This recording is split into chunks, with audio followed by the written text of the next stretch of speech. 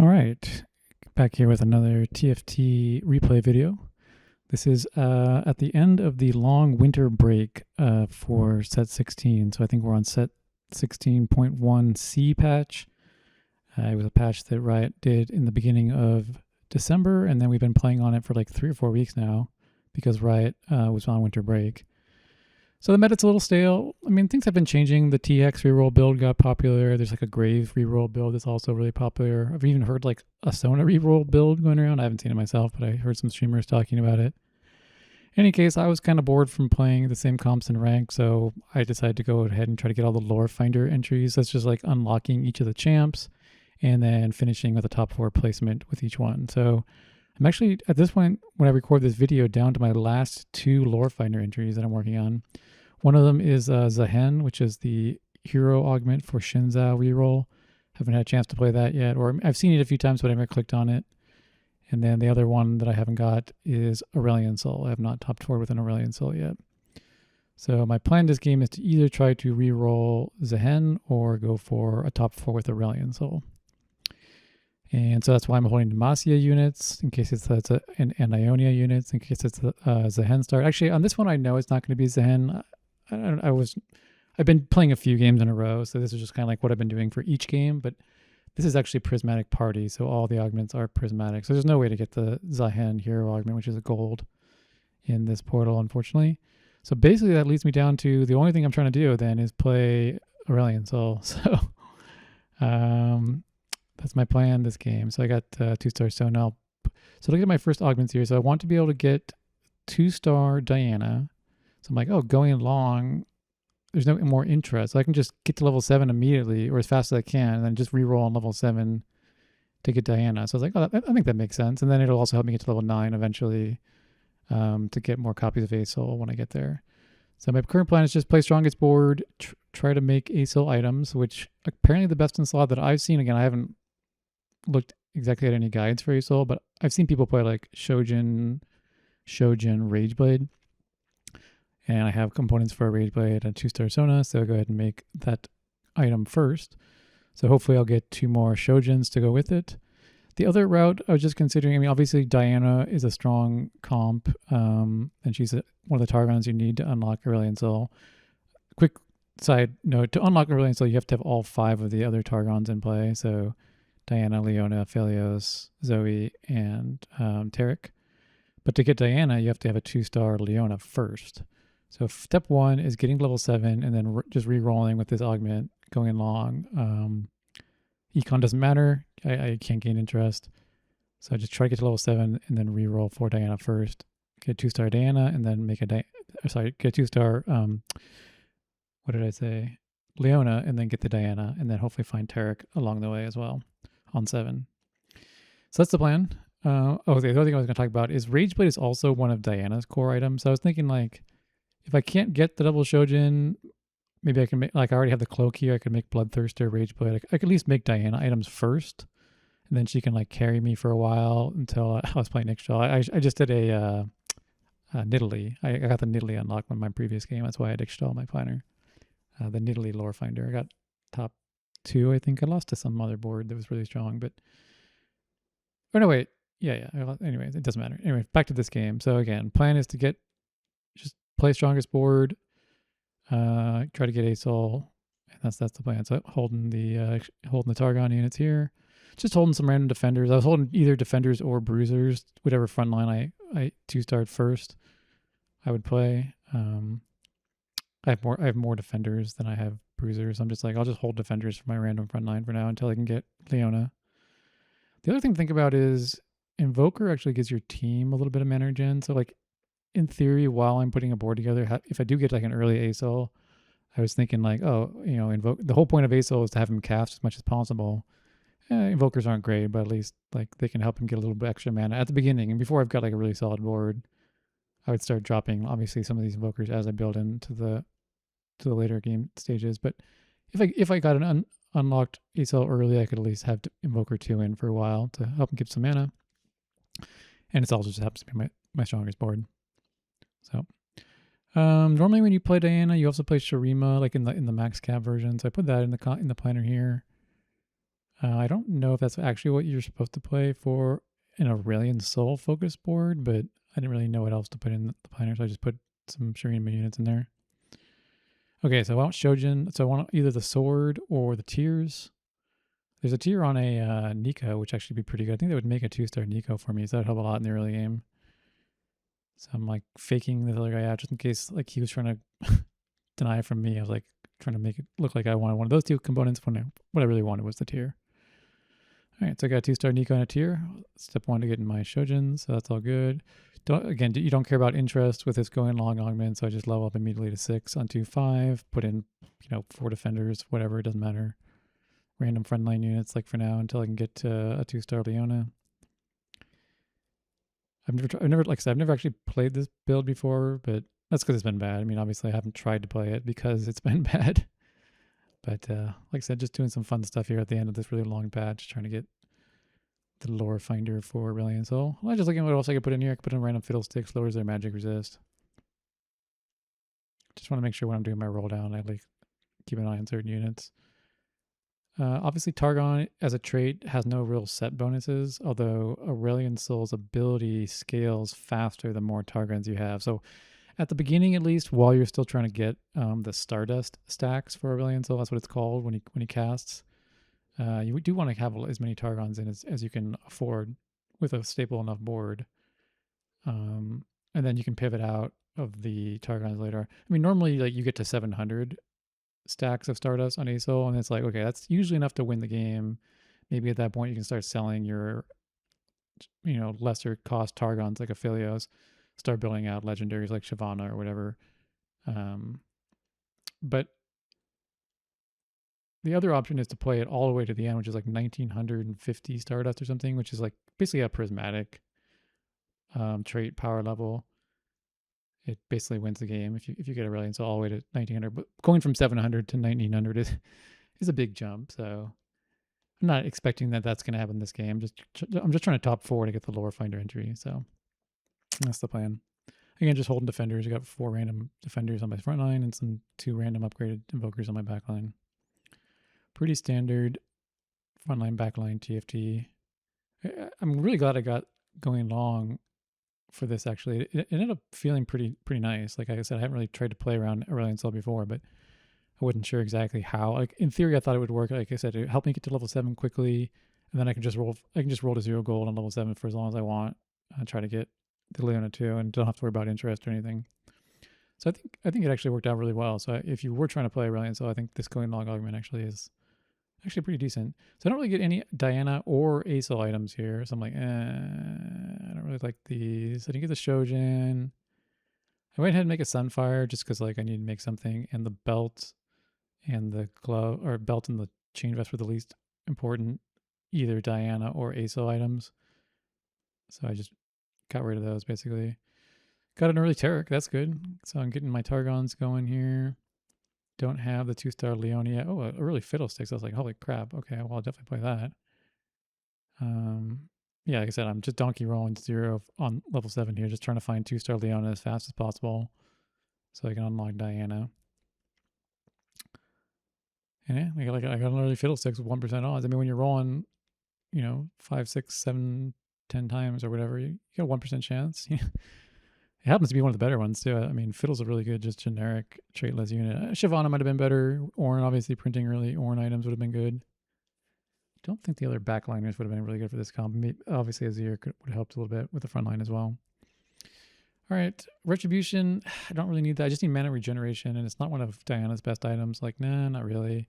Coronation is a good generic augment, but I'm going for a very specific build here. Don't like any of these. At least the red buff, blue buff gives you a champion duplicator. So I was like, okay, well, maybe I can just make a 2-star ASO with this eventually. Plus, I mean, blue buff, if I don't get double Shojin, at least having a blue buff is better than not having a blue buff on not having a mana item on Aurelion Soul when I do unlock him. So I start selling. I'm really trying to find this 2-star Leona as fast as possible. You really want to get it soon because you really want to get the Diana. It takes 1 round to get the Diana and then another round to get the ASOL. And you really want to get ASOL as soon as possible so you can start stacking those casts for his Stardust. So that's why I'm just like aggressively selling my board. I don't really care about my health right now. I'm at 100 health. Like, whatever. I just want to like find the Leonas as fast as possible. Plus, it's not like my board really got that much weaker. I mean, I still had some really bad defender units, but I mean, I got a little weaker because I took out defender 2. But again, I'm just trying to find the Leona units here as fast as possible. Like I said, I don't really like my items. They're not really good ASO or Diana items. So I'm like, these items suck. Plus, I did, after the fact, I realized that I took 1 buff, 2 buff, and then I already had Sunflower. So now I have, not only are my items not perfect, I now have double anti-heal, which is obviously not ideal. I'm like, true 0 here. Okay, I'm like, okay, well, I'll put a Lulu on my board. I'm just rolling to 0 every turn, trying to find one more Leona. I really want to get that Leona so that I can get Diana. I still need a Aphelios as well. So I'm also rolling for Aphelios. But Diana's, or sorry, Leona too is the most important thing, so I can get Diana first. Surprisingly, still winning rounds. I mean, like I've been ripping my board apart just to like try to find Leonas, but the early Fiddlesticks plus like, you know, random Tarek, random Seraphine here with some decent items for Seraphine. There's actually decent Seraphine items. I mean, she likes anti-heal and blue buff is fine or whatever. Obviously not like busting slot or anything. Okay, I still need Shojins. I'm trying to make Shojins, or if I can't make Shojins, Diana items. But unfortunately, both of those are swords because I want the Bloodthirster for Diana. And I also want the sword for a Shojin. So there's one sword. I'm like, okay, well, I'm last pick. Still there, still there. Oh, no, someone takes a sword. I'm like, well, Could either take Frontline or another blue. Yeah, I don't really need... I mean, ideally, I'd get 2 Shojins, but I'm so many swords away from getting 2 Shojins. There's the Aphelios. So now I just need 1 more Leona. Oh, there it is. Okay, nice. Okay, so I got to get 3 items on Leona. I could move some of the Seraphine items. I don't really want to waste a remover moving Seraphine's items, though. So I'm just like, what can I slam out of these components? I'm like, I want to save the tier. I kind of want to save the cloak. I could have slammed QSS, maybe. That would have been better. That would have been a decent Diana item. Yeah, maybe QSS instead of Guardbreaker would have been better. I just slammed the Guardbreaker, not because I wanted Guardbreaker, just because I needed to get 3 items on Leona this turn. And I didn't want to waste a remover on Seraphine. But yeah, I think in retrospect, the QSS would have been better because that would have been like okay on Diana. Yeah, I mean, Guardbreaker's okay on Diana or Aurelion Soul as well. It's just a generic kind of flat damage amp item. Okay, so I got the Diana. So I actually have all 5 Targon. Okay, so we're on 3-6 pretty early. It's not like as early as you can get a soul, but I think it's pretty. I mean, it's pretty early. So just one more round here with the 5 Targons in, and then I'll have a soul. So yeah, I mean, like I said, going long, I didn't really have enough gold to roll for the Diana 2. It would have been nice to get like some lesser dupes from somewhere or some rerolls. Maybe I should have played Bard. The thing is, I haven't lost any rounds yet, so Bard actually really wouldn't have done a ton for me. I mean, I could have rolled for Bard and not worried about econ because I have going long, no interest. But I never lost any rounds, so I wouldn't have got any free rerolls. I would have got a little bit of econ. So I was talking about that Graves build. There's actually a Graves build that's apparently really popular right now. Again, just in the past like 2 days or so, I started seeing it on games I've been playing. I don't know what makes it strong. I haven't read any guides about it yet, but it looks very strong. I ended up wasting remover on surfing anyway, but this was the one I was saving to move items to Aurelion Soul, so that's fine. So we're on minions here, hoping for some Shojins. Oh, hoping for 2 Shojins. If, perfect items would be 2 more Shojins. 1 Shojin plus the red buff would be okay. Like attack speed plus the Shojin's fine. More tiers. I'm like, Ooh, okay, so I could make 1. So I can either make 1 Shojin or I can make some like, okay, 1 Shojin. But then what am I going to do with this other blue? I could do 1 Shojin and a adaptive helm. That would actually be okay. But then I'm like, well, what about Diana's items? I was like, okay, I'm definitely making 1 adaptive helm, I think, is what I was thinking here. And I was like, if I make the Shojin, I have nothing for Diana. And I already have 3 like decent items for William, so these aren't like I said, double Shojin is the best. Double Shojin Rageblade is the best. But then I wouldn't have like any items for Diana. So I was like, kind of a compromise build here. Blue buff adaptive's pretty good. I mean, adaptive scales off how much mana regen you have already, and blue buff gives you a lot of flat mana regen. So pretty good. It's yeah, 12 per second. So it's 5 from the blue buff plus 3 from the helm plus an additional 15%, I guess, or something like that. And it's about 12. Seems like that's a little more than 15%. I'm not exactly sure how that math works out. But anyways, 12 mana regen per second. Like I said, it's not as good as like the perfect Aurelion Soul build, but I'm on a win streak. Get it. You can't like greed your items necessarily when you're on a win streak. So, okay, last item here. I was thinking Money Monsoon. I'm like, okay, that'll help me get to 9 or 10 and just hit the ace up. I'm like, wait, I already have a dupe. Golden Egg's kind of like I'm already going for 1 win out condition. I don't need I don't need 2. I was trying to debate between Radiant Relics and Money Monsoon. I'm like, you know what? I think I can get the Aurelion Soul too. Like going long is going to get me there. So just to make a Radiant. So I'm like, it could either be a Radiant for Diana or Aurelion Soul. And the best thing I saw there was like, oh, I already have an adaptive helm and a blue buff. What about a Radiant blue buff? Again, adaptive helm scales percent based of your existing mana regen. So like it was already like 12 or something before with 1 regular blue buff, and then now I have the Radiant blue buff, which has like another 10 mana regen, again multiplied by the adaptive, and now I'm up to 23. So again, this isn't like the ideal quote unquote BIS build, but it's pretty dang looks pretty dang good. Look how fast he's casting. Yeah, look at his mana just go. So I mean, this looks like it's pretty damn good. 23 mana per second on an ASL on 4-2. I mean, I had him on 4-1, but I didn't have the Radiant item on 4-1. But yeah, I mean, he's trucking right along here, getting those Stardust stacks. Again, you want to play the 6 Targon while you're generating the Stardust stacks, and then later on you can cut it for 2-star legendaries or whatever. But once you get to the 750 or whatever it is 780, 750. I'll look over it. I'll make the tooltip come up a few times here as we play through this game, so we'll get a chance to see it again. You know, a little scouting. There's another player with a Diana. I should have moved my ASL here because that other player was positioning for the corner that I'm in. I'm positioning my Diana for that corner over there. Again, it's actually pretty close to BIS Diana. You're supposed to play Titan's Resolve instead of the Guard Breaker. So if I get a Titans or a QSS, that's what I want to put on her. But it's hard when you're trying to prioritize ASL first and then like secondarily also generate items for Diana. And then I still need tank items as well. In my quest to itemize both ASL and Diana, I kind of have skipped the tank items. All I have this stupid red buff, Sunfire Cape, which is redundant because I also got the red buff. I'd love to get like a Reforger and like reforge one or both of those 2 items. I'd probably reforge the red buff, hope for another tank item.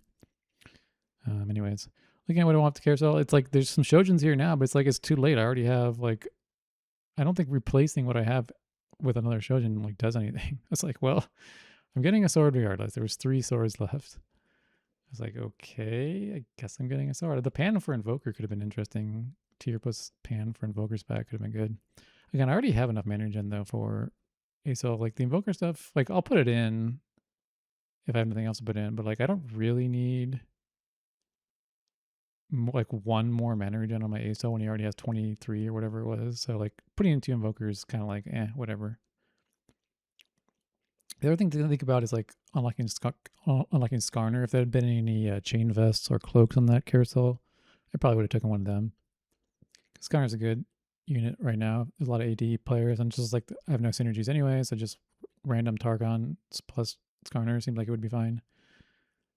The other unit, I kind of want to play Shyvana. She gives your whole team like a flat DR. So I just want like random units that give my whole team like defensive stats, like Shyvana, Skarner. Obviously, I'm playing Tarek, but I mean those are the ones I'm looking for. I could also play Disruptor. Disruptor is basically like the inverse of defensive stats. Is like it nerfs the attack damage of enemies that your disruptors hit. So Seraphim, that's why I'm holding this random Echo here, just in case I level 9. I want to put 2 Disruptor in.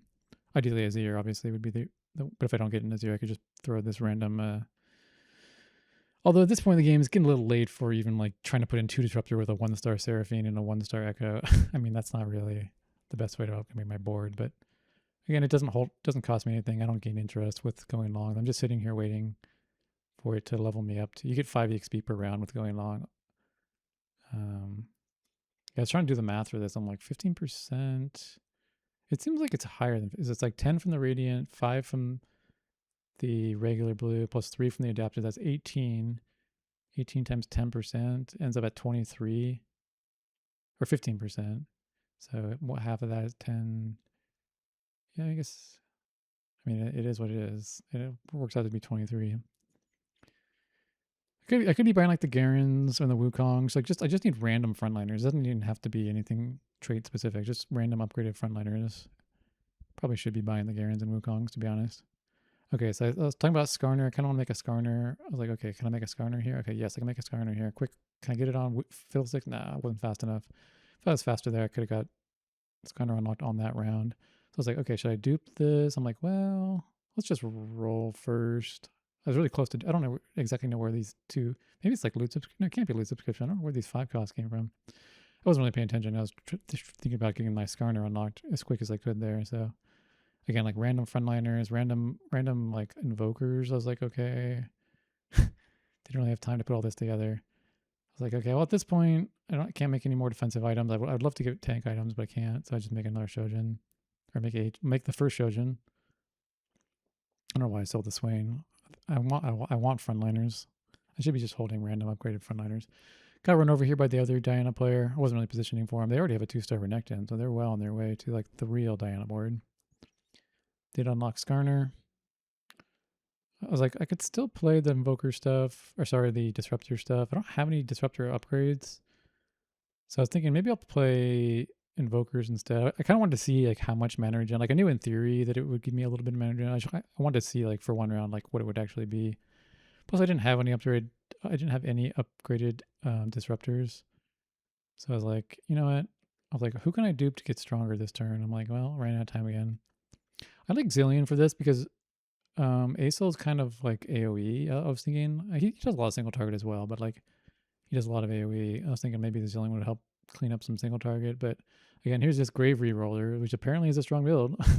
I guess Grave Rerolls is strong right now. I don't exactly know why or how it works, but apparently Grave Reroll is strong.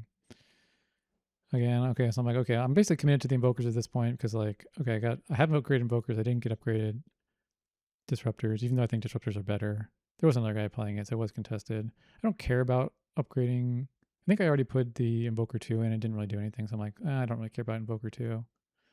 So here I was like, okay, I need to get stronger. Let's use my dupe just to get as strong as I can. I rolled all my gold to see what I could get, and then I would dupe whatever I didn't hit. So I decided to dupe the Skarner. I could have also duped the Tarek. I'm under the impression that that Skarner is better than Tarek, but I don't know if that's true or not. I guess if you look at your lobby and try to figure out if you need more 8P protection or AD protection. But yeah, 2-star Aesol. I mean, now I got a 2-star Skarner, so now I have like a real board finally. Upgraded backliner. I'm already past 700. So like normally getting to 700 like is your win condition for this comp. But I'm already past that. So I'm like, wow. Normally I'd be like, okay, it's time to cut Aphelios, it's time to cut Zoe. Let's put some more like 5 costs on my board. But I'm like, well, this is going pretty well. Why don't I just go for the prismatic, or it's not really a prismatic, but like the final Stardust level for Aurelion Soul. And again, I just need a 3rd tank item. I don't really need anything else. I just want the fights to go long, right? So I can get more cast on my Aesol. Like that's the only thing that really matters. So like I said, normally I would start cutting the Targons here, but I'm like, I think we can make it. I think we can make it to the prismatic version. Yeah, Aesol's doing all the damage. I'm like, this Diana's not really doing anything. I got a 2-star Fiddle and a 2-star Zillion, so let's just put items on them. Like, I was trying to play around Diana, but this other guy here that I'm fighting right now hit it before me, and like, yeah, anyways, he's got a really strong board. He's like full upgrades almost on everything. Maybe not the Azir, but like his board's looking really nice. Luckily, his Diana went to the wrong corner, so I didn't kill my Aesol really. I got more time for me to collect some Stardust, even if I lose, but I don't lose there, so I'm doing pretty good. Like I said, I'm feeling pretty good about this game. Like I said, Shyvana's another good one. She gives your team some flat damage resistance after she casts in her dragon form. So I was trying to figure out exactly, like, should I cut Aphelios for Shyvana, basically, is what I'm thinking here. I'm like trying to figure out, like, how much would that matter for my stacking? I'm like looking over here. No, it's not over there. Where does it tell you? No, not there, not there. Here it is. 300% bonus for your star level. I'm like, ooh, 300%. That seems pretty good. Maybe I won't cut the Aphelios.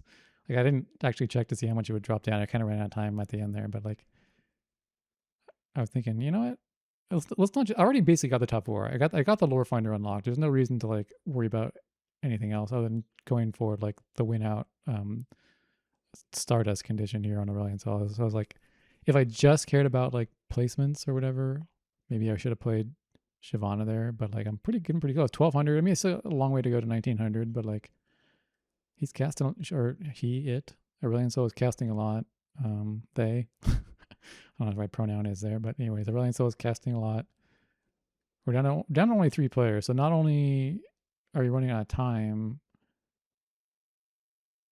on my HP bar, my opponents are running out of HP bars as well, so I don't have a lot of time left.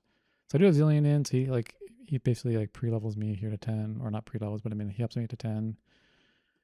What do I have? I put it in Shyvana, so I basically have my final board here. I mean, I don't have any gold to change it, so there's no gold left. What can I use here? I'm like, I can't really use any of these. Sure, I could like move the Sunfire or something, get a better tank item. We're running out of time though. I'll just put like, okay, Sunfire, okay, sure. Fiddle, you get a Sunfire.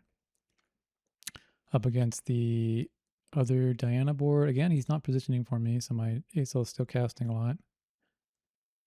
Looking pretty good here. Yep, kills his Diana. Is it a ghost fight? No, it's actually not a ghost fight. Okay. Killed his Renekton. He's still level 8. Not sure how he hit all those 2-star 5 costs that he had. I guess he only had 1-star 0. I guess a lot of his stuff was 4 costs. Just rolling for any upgrades I can find here. Still haven't even hit Diana too at this point, which is probably not ideal, but I mean, I made the best of it, I think.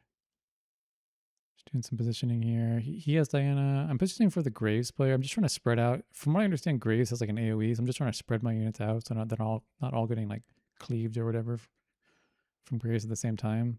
I don't know if that's an effective anti-Graves strategy or not, but like again, it's not like Graves has not been popular the whole patch, and all of a sudden, like in the last 2 days, he's like very popular. So I don't even really know how to play against him. Barely won that fight. I'm at like capped level 10 Aurelion Sol board. I can barely beat a Graves 3. It's like what's going on with this unit exactly? Just checking my Stardust here. Not quite to the final level there yet, but getting close. Positioning for his Diana. Yep, so I'm going to swap here because he's got his Diana positioning. I haven't moved basically the whole game, so it doesn't surprise me that he put his Diana there. I go ahead and move away from it just in case. Yeah, he positioned for me, but then I moved, so that was good.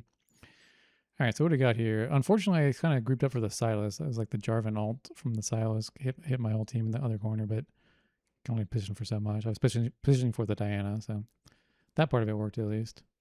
But yeah, he's got 2-star Shyvana, 2-star Renekton, 2-star Azir, 2-star Diana, and then right at the end there, I got the final Aurelion Sol thing. But his Diana had 25 stacks on her Titan, so she was CC immune. So I guess she didn't instantly die. He's supposed to instantly kill the unit, and then he FFs. I didn't actually get to see another round, but I did get to see one cast of the final Aurelion Sol board, and that was good enough for me.